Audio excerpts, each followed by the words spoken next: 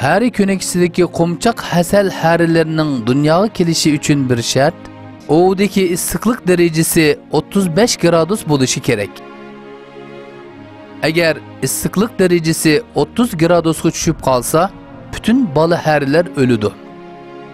Yaki bolmasa derecesi 40 gradusga çıksa, bu qatim yaki ölüm, yaki bolmasa paleş bulup kalıdı.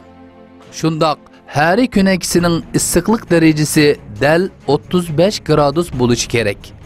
Hoş, bu ısıklık derecesi de hiç kaçan düşüş yaki kötürlüş bolmamdı? Elbette buludu. Lekin hasel herleri bunun mu amalını tapkan.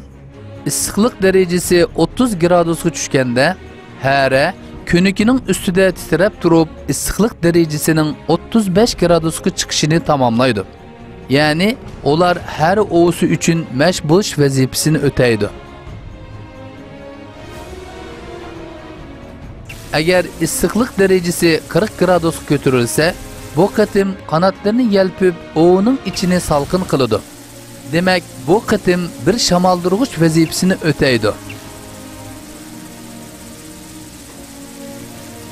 Bu hikmetlik faaliyetlerinin Allah'ın ilhamı asılı bulduğanlığı kabul kılınmasa, hariler oğunun ısıklık derecesinin 35 gradus buluşu gereklikini qayerden bilidu? Ularını bildi deyli, ısıklık derecesi düşkende oğusunun üstüde titrep durup ısıklıkını aşırışını nereden ügendi? Yaki bolmasa ısıklık yukarı kötürülgende kanatlarını kıkış bilen her oğusunun salkılınışını olarga kim ügetti?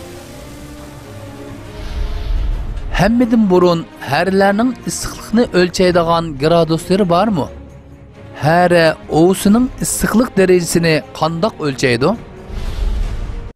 Balı herlerinin yaşı, olar üçün nemişki bonçilik muhim. Balı herler bilen meşgul bolğuça, bir iki haftadan keyin ayrıldığan dünyadan lezzet alsı bolmaz mı? Şundak, herge en mükemmel şekilde terbiye kılıp, onun vazifesini ügetken Allah'tan başka kim?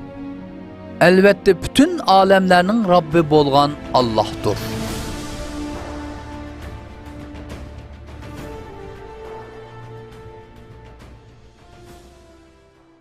Ya Raca